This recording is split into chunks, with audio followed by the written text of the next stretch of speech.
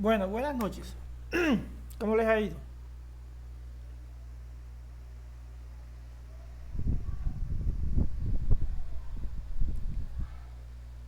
Muy Hello. bien, profe, muy bien, profe. Buenas noches. Buenas noches, compañeros. ¿Cómo están?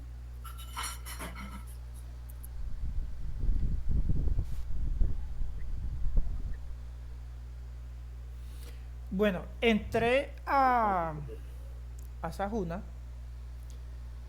y sobre las evidencias que tienen que subir con respecto a, este, a este rap que estamos viendo, a esta formación.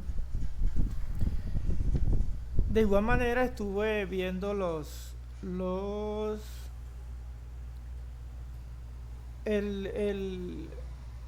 el taller que suplía el laboratorio que no pudimos hacer, que no se podía hacer. Entonces, unos pues ya lo realizaron, otros no sé de dónde sacaron que lo habían realizado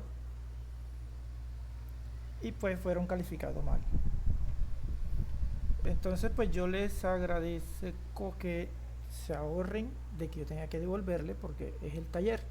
De hecho, no pueden entrar a ninguna plataforma porque no está habilitada, entonces no veo por qué tienen que adelantarse a cosas que no son. ¿Sí? Por otro lado, eso con respecto al taller. Con respecto a esta competencia que tenemos, ahí están que son los entregables son. Deje y comparto aquí un momentico.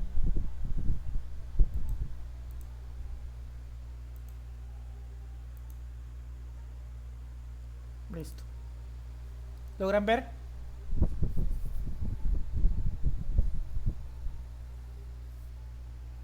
Sí, profe. Bueno, este cuestionario que está aquí es algo que tienen que hacer con tiempo. O sea, da creo que es 10 minutos para lo deben realizar en la misma plataforma. La propuesta escrita, ahí estuve revisando y hay 3 personas que lo enviaron. No miré, porque hay hasta 21 de noviembre. Y estos ejercicios prácticos, pues apenas que no hemos ido hasta por allá para que ustedes vayan realizando. No he entrado, no sé si alguno, vamos a entrar a ver si alguno ya lo realizó. Lo mismo, 3 enviados, esperemos que estén bien. ¿Sí? Entonces, a manera de sugerencia, yo creo que ustedes se dieron cuenta que yo todo lo reviso. Antes de enviarme, revísenlo, cerciórense, corroboren y envíenlo. Porque si está mal, tengan plena certeza que va de vuelta. Les digo esto porque con otros grupos eh, he estado devolviendo y devolviendo porque no sé qué, qué tiene en la cabeza cada persona y pensará que me envían el trabajo y como que el instructor no revisa. Pues este no es mi caso. Si se dieron cuenta, yo reviso todo. ¿Sí? Entonces, simplemente a manera de que las cosas vayan fluyendo, hagan sus cosas a conciencia, porque al final, pues, los inconvenientes no son para mí, son para ustedes, porque no van a saber. De hecho, pues, las formaciones virtuales se les deja más a la conciencia de la persona, pero siempre hay trabajos que tienen que hacer y que uno se da cuenta si realmente sabe o no sabe. Entonces, eh, es simplemente eso, lo digo a manera de que hagan sus entregas a conciencia. Está bien que la uno se ayuda con la inteligencia artificial, pero la inteligencia artificial es una herramienta. así como todas las herramientas que han salido a través de la humanidad, tenemos que convivir con esta inteligencia artificial, ¿cierto? Pero no sé, y uno es el que le dice lo que tiene que hacer. Ella por sí sola no hace nada, ¿sí? Entonces, en ese orden de ideas, y nosotros tenemos que irla guiando para que nos dé el resultado que nosotros queremos.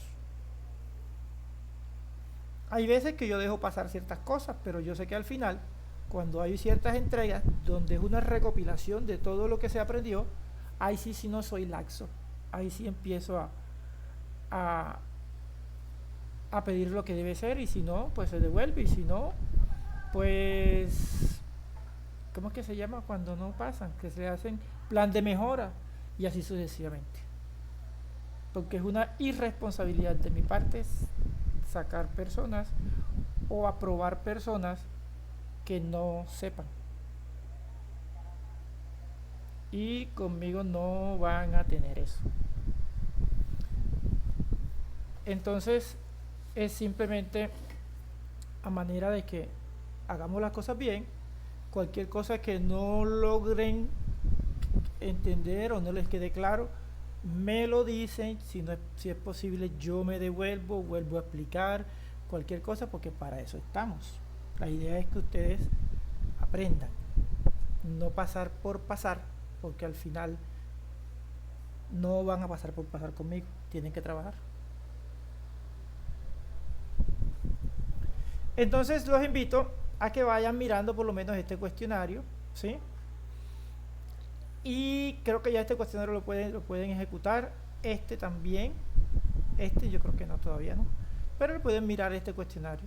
Tienen 10 intentos. Para que normalmente el primer intento no que le vaya bien, fabuloso. Pero entonces ahí pueden ir, como son 10 intentos, pues pueden ir elaborando. De hecho está hasta el 21 de noviembre. Entonces, en ese orden de ideas, entonces ya pasamos ahora sí a nuestra competencia de estructurar sistemas de energía renovable según un procedimiento técnico y normativa ambiental. ¿Sí? Nuestro RAP es el caracterización del potencial energético aprovechable. Ya vimos una parte la clase pasada. Y entonces también estamos en lo que es, vamos a mirar lo que es el dimensionamiento de sistemas de generación con fuentes renovables, su tipología y equipo, cálculos de carga instalada y demanda de energía, sombreamiento, inclinación y orientación, ejemplos de dimensionamiento, diseño simulado. Creo que muchos estaban esperando este tema, ¿no? Me encanta ese tema, profesor.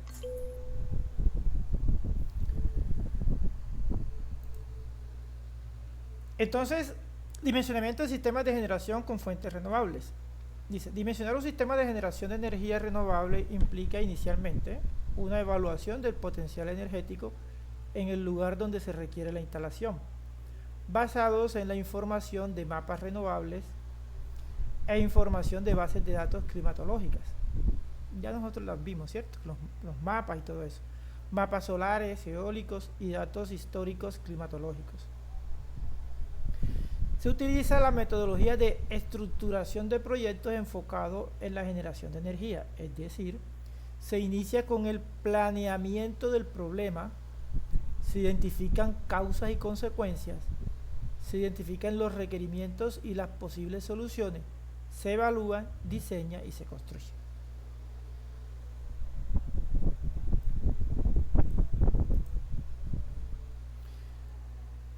Entonces, el dimensionamiento de un sistema de energía siempre es variable, ¿no? Debido a la complejidad, y su tiempo de desarrollo depende de la magnitud o la cantidad de energía que nosotros debamos generar. Por lo general, cuando se va a instalar o se va a diseñar un sistema de esto, supongamos una vivienda, ¿qué es lo primero que le puede decir el cliente, por decirlo así? Los que han instalado, ¿qué les dice? Profe, los clientes siempre tienen dos preguntas a veces como erróneas. Ellos, por ejemplo, en la parte de panel solar, ellos lo que hacen es, ve, ¿cuántos paneles solares puedo yo conectar? O si, digamos, sí, ¿cuántos paneles solares puedo conectar en mi casa para yo no pagar energía?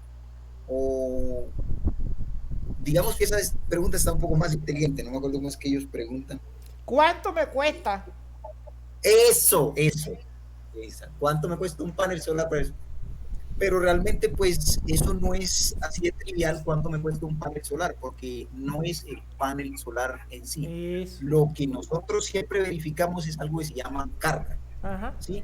Ahí es donde nosotros miramos. Si es un sistema aislado, nosotros miramos carga. Y si es un sistema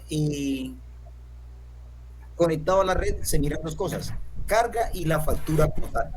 ¿Sí? Y entonces, ya ahí es decir al cliente, bueno, ¿cuánto quieres tú disminuir en tu factura de energía? Si es un sistema interconectado. Y si es otro sistema, le dices, ¿qué carga vas a colocar? Y de acuerdo a eso se empieza a hacer la parte de cálculos. Entonces, lo primero dice, ¿cuánto me cuesta poner un sistema de energía solar si yo tengo, por lo general, hablo de aquí de la costa, 3 aires acondicionados, una nevera, ririrín, ririrín, ririrín, y como si nosotros supiéramos cuánto consume la nevera de él o cuánto consume cada aire? Entonces, y siempre es la misma pregunta, por lo general. Entonces, Así es, así sí, es. casualmente hoy porque me toca editar un curso acá de diseño y montaje de paneles solares, alguien me dijo enseguida, ¿cuánto me cuesta lo que le acabo de decir? Y yo le dije, si yo fuera divino, no, me retiro de la ingeniería y pongo un consultorio. Porque yo no sé cuánto que mide, cuánto es que, de cuánto es tu nevera, ni de cuánto es tu aire acondicionado, ni nada por el estilo. Es más, los paneles varían todos los días con respecto al dólar y todo eso. Entonces no sé, hay que mirar para ver cuánto que tienes tú ahí. En fin, ya le expliqué cómo era el cuento. Pero eso siempre es la pregunta que uno le dice. ¿Cuánto me cuesta o cuántos paneles me caben aquí? Por decirlo así. Entonces, ya sabemos que el dimensionamiento es la carga instalada. Y como si sí, así es, como tú dices, ¿cuánto deseas tú bajarle cuando es híbrido? ¿Cuánto deseas bajarle a la factura? ¿O con cuánto dinero tú cuentas? Que es la pregunta más sensata. Porque la persona puede querer bajar la factura un 60%, pero no tiene la capacidad económica para llegar hasta allá. Entonces eso es cuánto tú tienes para yo poder trabajar con eso. Es lo que más o menos uno puede decirles dependiendo de la clase de sistema que quiera. Entonces, en las tipologías que nosotros tenemos para unos sistemas fotovoltaicos, normalmente son 3: sistemas autónomos, sistemas conectados a la red y sistemas híbridos. Que este híbrido es casi igual al de arriba, a este es conectados a la red.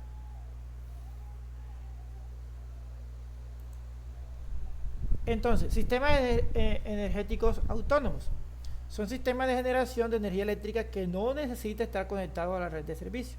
Es decir, son independientes. No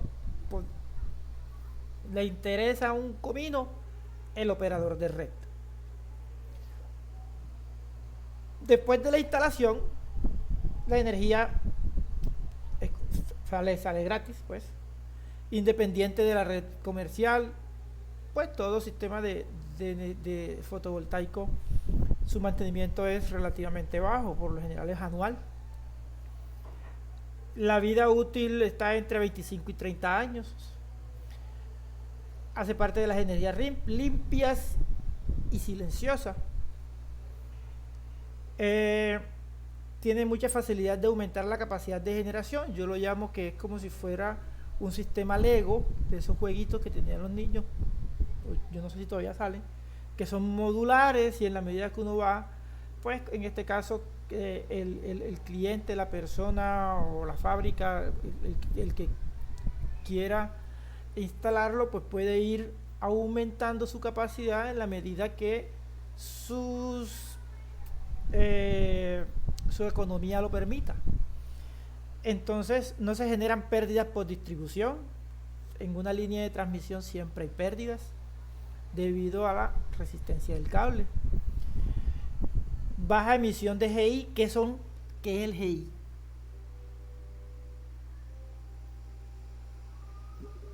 Gases de efecto Gases de efecto invernadero. invernadero. Ok. Y yo lo había dicho, la construcción es modular.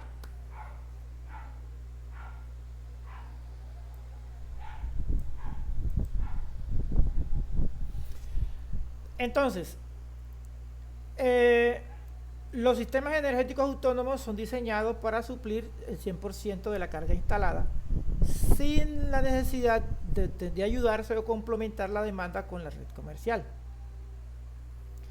Por lo general, se utilizan en zonas apartadas o zonas no interconectadas, llámense, en este caso pues hablo de costa, en las islas, puede ser en zonas selváticas.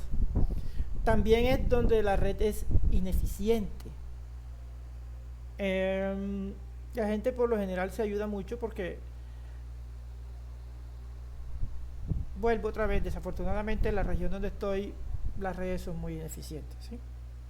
Los municipios acá tienen muy mala cobertura por el operador de red. También se utiliza para sistemas de comunicaciones, zonas de difícil acceso y para agricultura y ganadería, en este caso para las cercas eléctricas, ¿sí? Eso se utiliza mucho yo estuve no sé si ustedes han escuchado, La Mojana.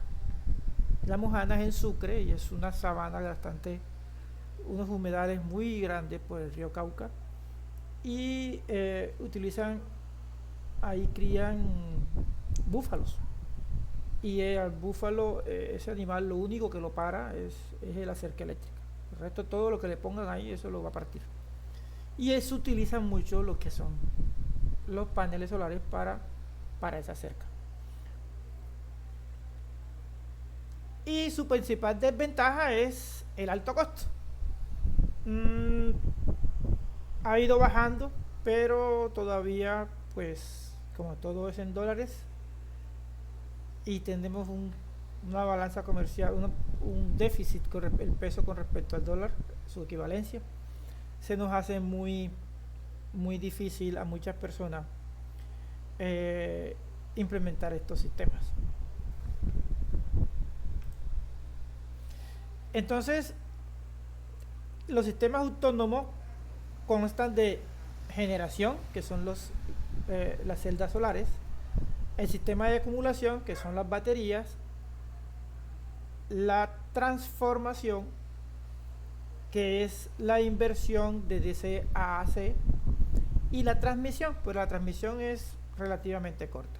Entonces, miremos un video de qué constan o cómo se construyen las celdas solares. Vamos a mirar uno de cómo son las baterías y un bonito tema que es la inversión, y es de pasar de DC a AC, que viceversa, de AC a DC es mucho más fácil que de DC a AC. Entonces es un tema que se llama electrónica de potencia y es muy, muy interesante. Acá no se va a ver si no es a grosso modo, pero para nosotros los electrónicos, especialmente a mí, me gusta mucho.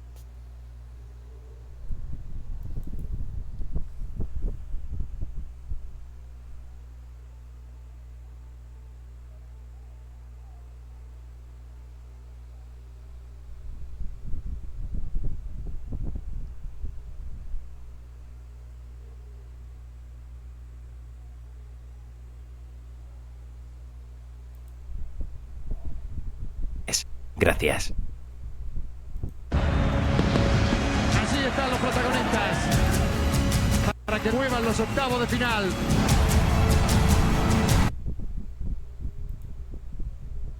La contribución de la energía solar al suministro. En las últimas 2 décadas, la contribución de la energía solar al... ¿Pueden escuchar y ver bien?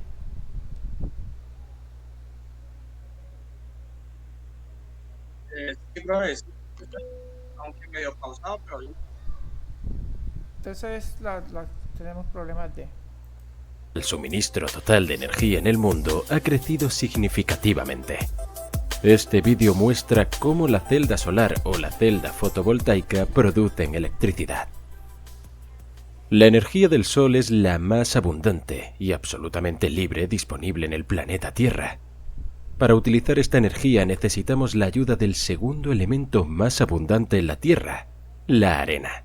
La arena tiene que ser convertida a cristales de silicio con una pureza del 99,999% para su uso en celdas solares.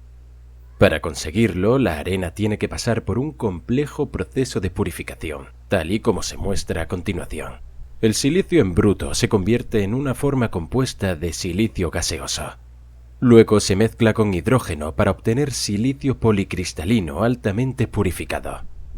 Estos lingotes de silicio se remodelan y se convierten en láminas muy finas llamadas obleas de silicio.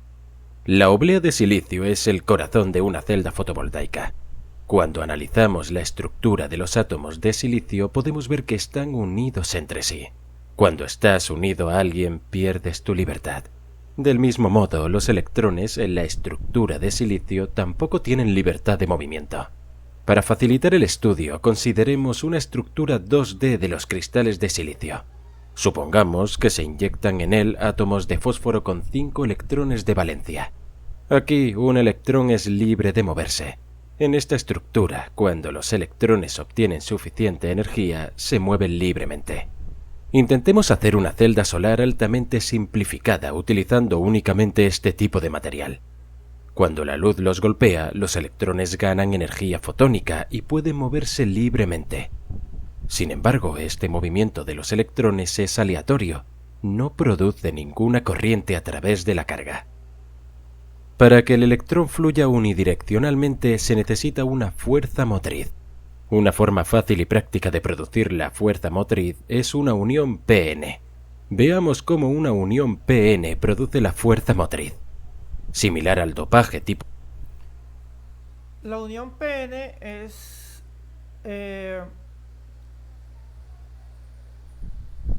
cuando... Fíjense que allá primero le pusieron fósforo, ¿cierto? Tiene un electrón y que tiene un electrón de más. Y ahora van a ponerle otro material que va a tener huecos. Entonces a eso se le llama una unión PN.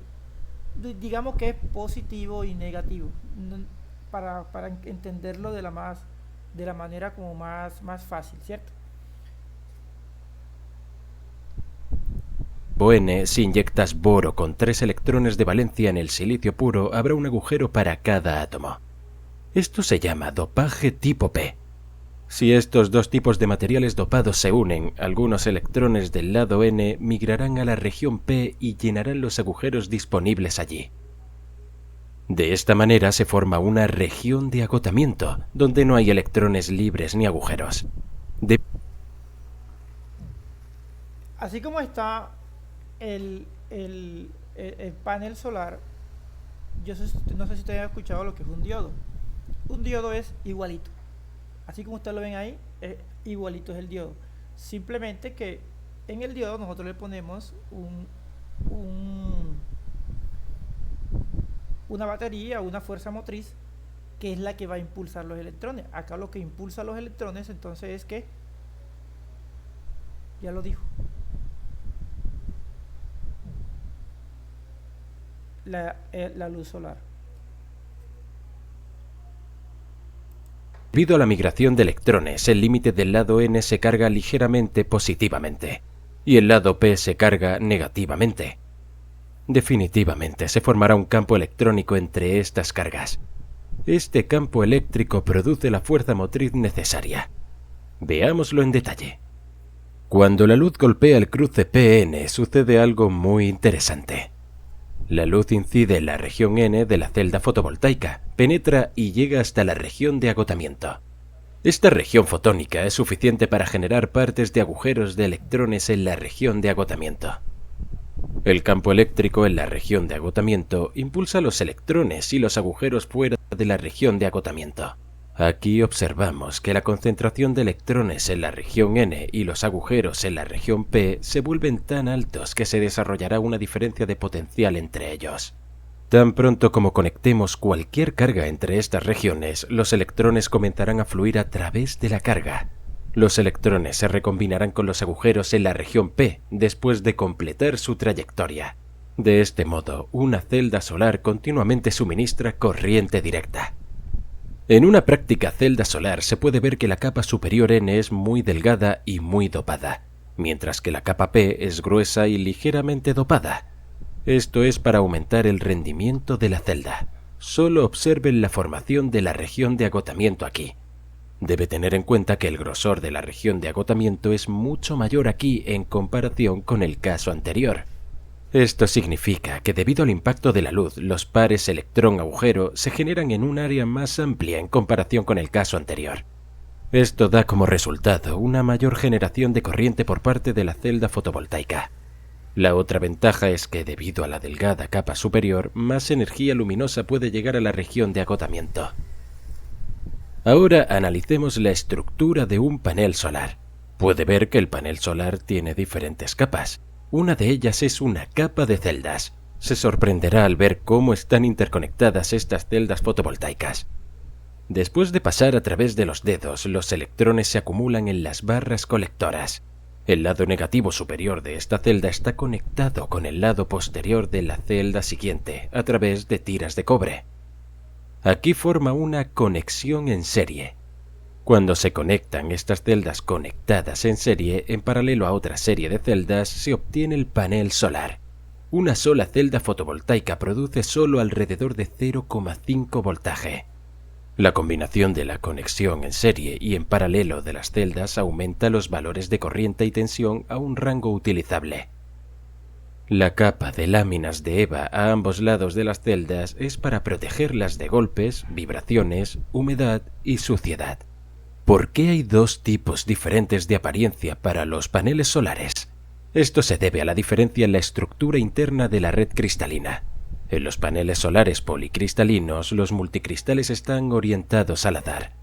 Si el proceso químico de los cristales de silicio se lleva un paso más allá, las celdas policristalinas se convertirán en celdas monocristalinas.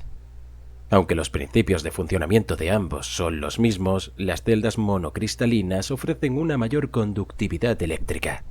Sin embargo, las celdas monocristalinas son más costosas y por lo tanto no se utilizan mucho. A pesar de que los costes de funcionamiento de las celdas fotovoltaicas son insignificantes, la contribución energética total de la energía solar fotovoltaica a nivel mundial es de solo el 1,3%. Esto se debe principalmente a los costes de capital y a las limitaciones de eficiencia de los paneles solares fotovoltaicos, que no se corresponden con las opciones energéticas convencionales. Los paneles solares en los techos de las casas tienen la opción de almacenar electricidad con la ayuda de baterías y controladores de carga solar. Sin embargo, en el caso de una planta de energía solar, la enorme cantidad de almacenamiento requerida no es posible. Por lo tanto, generalmente se conectan a la red eléctrica de la misma manera que se conectan otras salidas de centrales eléctricas convencionales. Con la ayuda de inversores de potencia, la corriente continua se convierte en corriente alterna y se alimenta a la red. Por favor, apoye las actividades educativas del Air Engine. Bueno, ahí le quedó un poco más claro de cómo es el funcionamiento de un panel solar. Entonces miremos ahora lo que son las baterías. ¿Hay alguna pregunta ahí?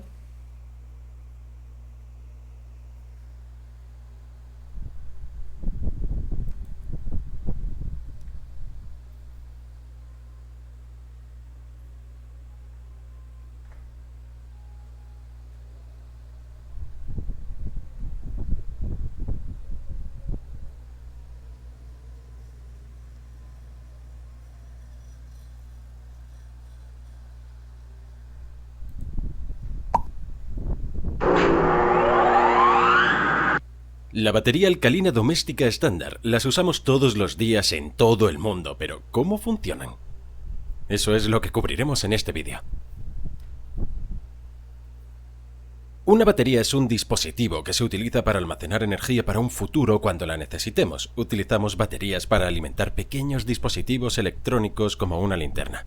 La energía se almacena como energía química y esta puede convertirse en energía eléctrica cuando la necesitemos. Si observamos un simple circuito de batería y lámpara, para iluminar la lámpara necesitamos que muchos electrones fluyan a través de ella. La batería va a proporcionar la fuerza de empuje que permite que los electrones fluyan a través de la lámpara. Solo tenemos que conectar la lámpara a través de las terminales positivas y negativas de la batería para completar el circuito. La batería solo puede empujar los electrones durante una cierta cantidad de tiempo, aunque este tiempo depende de cuánta energía se almacena en el interior de la batería y de cuánta demanda la carga. Cuando hablamos de carga en un circuito eléctrico, nos referimos a cualquier componente que requiera electricidad para funcionar. Podrían ser cosas como resistencias, LEDs, motores de corriente directa o incluso tarjetas de circuito completas. Algunas baterías pueden ser recargadas, y esto se indicará claramente en la parte lateral, pero la típica batería alcalina doméstica no se puede, así que simplemente se desecha cuando se agota la energía. Estas pueden ser recicladas, así que asegúrate de deshacerte de ellas de forma responsable. Por cierto, si quieres aprender cómo funciona un motor de corriente directa, lo hemos explicado con gran detalle previamente. Échale un vistazo a los enlaces de la descripción que aparecen abajo. Una típica batería alcalina de 1,5 voltios se parece a esto, pero los colores varían según el fabricante. Al observar la batería normalmente tenemos un envoltorio de plástico bien ajustado en el exterior. Esto aislará a la batería, pero también nos dirá información importante, como la capacidad y el voltaje, así que como qué extremo es el positivo y el negativo. El extremo positivo se conoce como cátodo y tendrá esta superficie extendida que sobresale hacia el exterior. El extremo negativo será plano y el negativo se conoce como ánodo. Estas dos terminales están eléctricamente aisladas una de la otra. Bajo la envoltura encontramos la carcasa principal, que suele ser de acero con un recubrimiento de níquel. Esto mantiene todos los componentes internos en su lugar y evita que interactúen con elementos de la atmósfera como el aire y el agua. Dentro de la carcasa tenemos múltiples capas de diferentes materiales. Estos materiales son especialmente seleccionados porque sus reacciones químicas crean ciertos niveles de voltajes y corrientes. La primera capa es el cátodo, que es una mezcla de óxido de manganeso y grafito. El grafito se agrega para mejorar la conductividad de la mezcla y aumentar la densidad de energía. A continuación encontramos una capa de material poroso, típicamente un papel fibroso que forma una barrera. La barrera impide que los materiales del ánodo y del cátodo tengan contacto directo entre sí. Esto ayuda a que la batería dure más tiempo cuando no está siendo utilizada. Si la barrera no estuviera allí, la batería se pondría en cortocircuito. Los agujeros microscópicos dentro del material permiten que los átomos de iones pasen a través de él. Veremos esto con más detalle un poco más adelante en el vídeo. Un electrolito líquido de hidróxido de potasio es entonces rociado en el separador durante el proceso de fabricación, que lo absorbe y será absorbido por el material del ánodo. El electrolito utilizado es un alcalino, por lo que nos referimos a este tipo de batería como la batería alcalina. Al otro lado de la barrera tenemos el ánodo, que es una pasta hecha de polvo de zinc, así como un agente gelificante. El agente gelificante mantiene el zinc en suspensión para que no se acumule en un solo lugar. El zinc está en forma de polvo para aumentar la superficie del material, lo que reduce la resistencia interna y mejora la transferencia de electrones. La cápsula de acero está sellada con una tapa de plástico de nylon. Luego se inserta un pasador de latón en el zinc con una tapa de acero colocada sobre este. Esto nos da la terminal negativa. Observe que las terminales positiva y negativa están separadas por la tapa de plástico. Esto asegura que estén eléctricamente aislados el uno del otro. De lo contrario, los electrones podrían fluir a través de la carcasa para llegar al terminal positivo y provocar un cortocircuito en la batería. El trabajo hoy en día está roto. Todos estamos trabajando en demasiadas aplicaciones desconectadas y eso está matando la productividad del equipo. Necesitamos entender algunos puntos básicos de cómo funciona la electricidad antes de poder comprender la batería. En primer lugar, la electricidad es el flujo de electrones en un circuito. Las baterías pueden proporcionar la fuerza de empuje que mueve los electrones a través del circuito. Los electrones quieren volver a su fuente e inmediatamente tomarán cualquier camino que sea posible para lograrlo. Colocando cosas como lámparas en el camino de los electrones podemos forzarlos a hacer un trabajo para nosotros como iluminar la lámpara. Las baterías producen electricidad CD o corriente directa. Esto significa que los electrones fluyen en una sola dirección desde el negativo al positivo. Un osciloscopio mostrará la CD como una línea plana en la región positiva. Puedes pensar en la electricidad de corriente directa como un río que fluye en una sola dirección. En estas animaciones muestro el flujo de electrones que va de negativo a positivo, pero puede que estés acostumbrado a ver la corriente convencional que va de positivo a negativo. El flujo de electrones es lo que realmente ocurre, pero la corriente convencional fue la teoría original que aún se utiliza y enseña ampliamente hasta hoy. Solo hay que ser consciente de las dos y de la que estamos usando. La electricidad que se obtiene de las tomas de corriente en sus casas proporciona electricidad CA o corriente alterna. Esto es diferente a la electricidad proporcionada por una batería. Con la corriente alterna, los electrones fluyen hacia adelante y hacia atrás continuamente, como la marea del mar que fluye hacia adentro y hacia afuera entre la marea alta y la baja. Un osciloscopio mostrará la corriente alterna como una onda que atraviesa tanto la región positiva como la negativa, porque fluye hacia adelante, eso es positivo, y hacia atrás, eso es negativo. Si examinamos una sección de cable de cobre, dentro del cable encontramos átomos de cobre. En el centro de un átomo tenemos protones y neutrones. Los protones están cargados positivamente y los neutrones se consideran neutros, por lo que no tienen carga. En órbita están los electrones. Estos están cargados negativamente. Algunos de estos electrones son libres de moverse a otros átomos. Se moverán naturalmente entre otros átomos, pero en direcciones aleatorias, lo cual no nos sirve. Necesitamos que los electrones fluyan en la misma dirección y podemos hacerlo proporcionando una diferencia de voltaje de una fuente de energía como una batería. Cuando hablamos de átomos a menudo se oye el término ion. Un ion es solo un átomo que tiene una cantidad desigual de electrones o protones. Un átomo tiene una carga neutra cuando tiene el mismo número de protones y electrones porque los protones están cargados positivamente y los electrones están cargados negativamente, por lo que se equilibran. Si el átomo tiene más electrones que protones, entonces es un ion negativo. Si el átomo tiene más protones que electrones, es un ion positivo. El voltaje es como la presión en un tanque de agua. Para saber cuánta presión tenemos, debemos comparar la presión dentro de la tubería con la presión exterior y utilizamos un manómetro para hacerlo. En cuanto al voltaje, usamos un voltímetro para medir la diferencia de voltaje entre dos puntos diferentes. Si medimos la diferencia a través de la batería, obtenemos 1,5 volts. Pero si medimos el mismo extremo, entonces obtenemos 0 volts porque es el mismo extremo, así que no hay diferencia.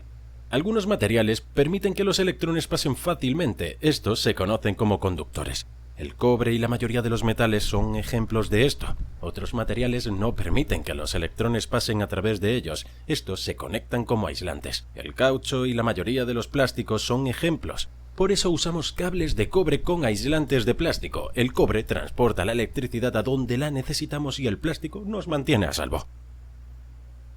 Mezclando ciertos materiales entre sí podemos causar reacciones químicas, esto es, cuando los átomos de un material interactúan con los átomos de otro y durante esta interacción los átomos se unen o se separan. Los electrones también pueden ser capturados o liberados por los átomos durante la reacción química. Bien, ahora que hemos cubierto lo básico, miremos dentro de una batería y veamos cómo funciona. Recuerda que hablamos brevemente sobre los átomos. Bueno, todos estos materiales dentro de la batería están hechos de un montón de diferentes átomos apretados juntos. Estos están representados por las esferas de color. Cada color representa un material diferente y por lo tanto un átomo diferente. Cuando combinamos todos estos materiales dentro de la cápsula vamos a obtener una pequeña reacción química en la que los átomos comienzan a interactuar entre sí. En primer lugar, un átomo de ion de hidróxido dentro del electrolito se unirá con un átomo de zinc dentro de la sección del ánodo. Esta reacción química se conoce como oxidación y creará el hidróxido de zinc, ya que el zinc y el hidróxido se combinan y liberan electrones. Estos electrones ahora son libres de moverse y se acumularán en el pasador del latón. Al mismo tiempo, un átomo de óxido de manganeso se unirá con una molécula de agua del electrolito, así como con un electrón libre, en una reacción química conocida como reducción. Durante la reacción química, el óxido de manganeso se convierte en una versión ligeramente diferente del óxido de manganeso. Esta versión ya no necesita un átomo de ion de hidróxido, por lo que lo expulsará al electrolito. El átomo de agua es reemplazado por uno expulsado de la reacción de oxidación. El ion hidróxido ahora está libre y puede pasar a través del separador. Como pueden ver, tenemos una acumulación de electrones en la terminal negativa. Como los electrones están cargados negativamente, ahora tenemos más electrones en la terminal negativa que en la positiva. Esto significa que tenemos una diferencia de voltaje entre los dos extremos y podemos medir esa diferencia con un multímetro. Recuerda que solo podemos medir la diferencia de voltaje entre dos puntos diferentes. Los electrones se repelen entre sí y quieren moverse a una región con menos electrones. La región positiva tiene menos electrones, así que intentarán llegar a este terminal. El separador impide que fluyan dentro de la batería para alcanzar la terminal positiva. Por lo tanto, los electrones necesitan otra ruta. Si proporcionamos a los electrones una ruta externa como un cable, los electrones fluirán a través de este para llegar a la terminal positiva. Colocando cosas como una lámpara en el camino de los electrones tendrán que pasar a través de esto y así conseguimos que hagan un trabajo para nosotros como iluminar una lámpara. Mientras tengamos un circuito cerrado entre las terminales, la reacción química seguirá ocurriendo y los electrones fluirán desde la terminal negativa. Si quitamos el cable o abrimos el circuito, entonces la reacción química se detiene. Así que repasemos la reacción química que está ocurriendo. Los electrones libres entran en la batería a través de la terminal positiva. Esto se combina con el óxido de manganeso y una molécula de agua en el cátodo que libera a un ion de hidróxido en el electrolito. El ion hidróxido pasa a través del separador y se une con un átomo de zinc para crear un hidróxido de zinc. Y mientras esto sucede, se liberan electrones y una molécula de agua. Los electrones quieren llegar a una región con menos electrones. La terminal positiva tiene menos electrones, por lo que fluirán a través del alambre para llegar a esta, y así la reacción química se repite una y otra vez continuamente. Sin embargo, solo hay una cierta cantidad de material dentro de la batería, así que con el tiempo se hará cada vez más difícil que la reacción química continúe y eventualmente no fluirán más electrones. En este punto, la batería ya no será de utilidad y debe ser desechada. Podemos usar una batería para alimentar algunos componentes, pero normalmente una sola batería no es suficiente para alimentar nuestros dispositivos. Para eso, necesitamos combinar las baterías. Podemos conectar las baterías de dos maneras diferentes, en serie o en paralelo. Hemos cubierto estos tipos de circuitos con gran detalle anteriormente. Échale un vistazo. Los enlaces se pueden encontrar en la descripción que aparece abajo. Cuando conectamos las baterías en serie, el voltaje de cada batería se suma. Así que dos baterías de 1,5 volts nos dan 3. Y 3 baterías nos dan 4,5 volts. El voltaje real puede ser ligeramente diferente en el mundo real. El voltaje aumenta porque cada batería está potenciando los electrones que entran en ella, por lo que obtenemos un voltaje más alto. Si conectamos las baterías en paralelo, solo obtendremos 1,5 volts independientemente de cuántas conectemos. Eso es porque el camino se fusiona en el suministro, pero se divide en el retorno porque los electrones no serán impulsados. Sin embargo, este tipo de configuración será capaz de proporcionar más corriente y también tendrá una mayor capacidad para que podamos alimentar algo durante más tiempo. Por ejemplo, si la batería tuviera una capacidad de 1200 mAh y pusiéramos dos en paralelo, tendríamos una capacidad de 2400 mAh, pero un voltaje de 1,5 volts. Si las cableamos en serie, ahora tenemos una capacidad de 1200 mAh, pero un voltaje de 3 volts.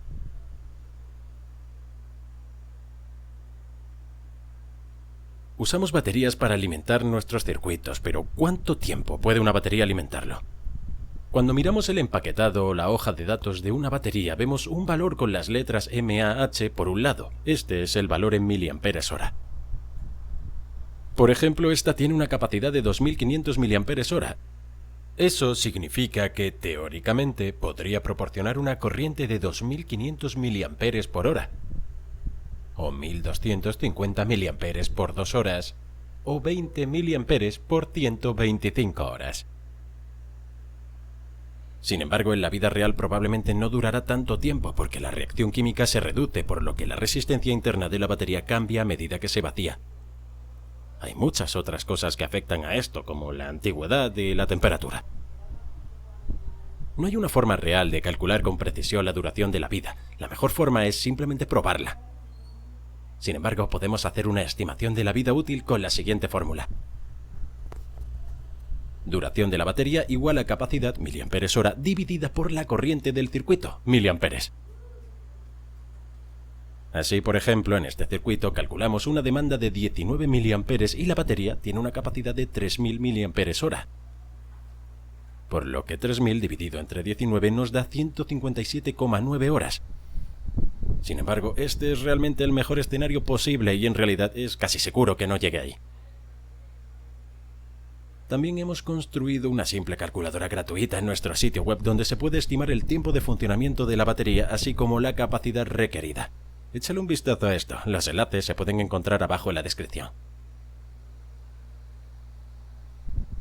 Para medir el voltaje siempre seleccionamos la función CD en nuestro multímetro y luego conectamos el cable rojo a la terminal positiva y el cable negro a la negativa.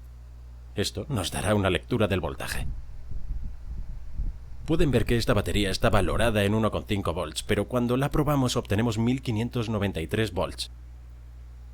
Los dos valores están cerca, pero normalmente no son los mismos. Cuando la batería está muerta o moribunda, obtenemos un voltaje más bajo. Este lee 1,07 volts, así que está completamente muerta. Sin embargo, a veces todavía podemos obtener un voltaje de alrededor de 1,5 volts, incluso si la batería no sirve para nada. Para probar completamente la batería necesitamos hacerlo bajo una condición de carga para comprobar si todavía es útil. Para eso necesitamos una resistencia. Así que tomamos una resistencia de alrededor de 100 ohms. No tiene que ser exactamente este valor, sin embargo conectamos la resistencia entre nuestras dos puntas de prueba. En este caso he usado unas pinzas de cocodrilo para conectar las resistencias entre las puntas, así. De esta manera la corriente fluirá a través de la resistencia y podemos tomar una lectura de voltaje mientras esto ocurre. Si la batería sigue siendo buena, entonces el nivel de voltaje solo caerá ligeramente. Por ejemplo, esta batería tiene un voltaje nominal de 1,5 volts, sin carga es de 1593 volts, con la resistencia conectada tomamos una lectura de 1547 volts, por lo que esta batería todavía está bien. Esta batería también tiene un voltaje nominal de 1,5 volts.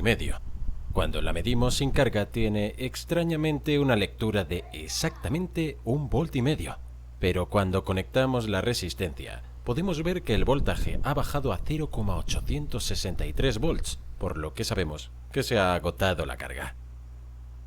Bueno chicos, esto es todo por este vídeo, pero para continuar con su aprendizaje vean uno de los vídeos en pantalla y los veré. Bueno chicos, ¿qué tal les pareció el video?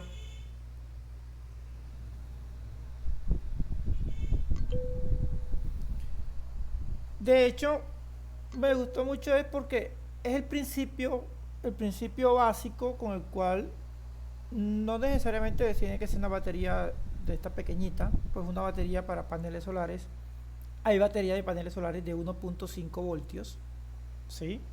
Pero 2000 amperios hora. Entonces, pero el principio básico de cómo se mide es ese, ¿sí? ¿Cómo te has construido las otras? Ya dependiendo de cómo ya depende de la construcción y el fabricante. Pero a grosso modo, de esa forma es. Por ejemplo, una batería de 6 voltios de gel y de, qué sé yo, 1200 miliamperios hora, que cosas por el estilo, uno le pone es un cautín de DC. Los venden y uno le pone un cautín de DC. ¿Por qué? Porque el cautín de DC consume mucha corriente. Entonces cuando uno mide, y si la batería no tiene 6 voltios y por lo menos baja a 5,95, está bien. Si uno la pone y la batería le baja a 4, deséchela. Entonces para baterías para paneles solares y todo eso, se utiliza, o yo utilizaba, un coating de DC. Y ese sí no falla. Ese sí me va a decir enseguida si la batería está buena o está mal. Entonces, bueno chicos, gracias por asistir y que tengan un feliz resto fin de semana.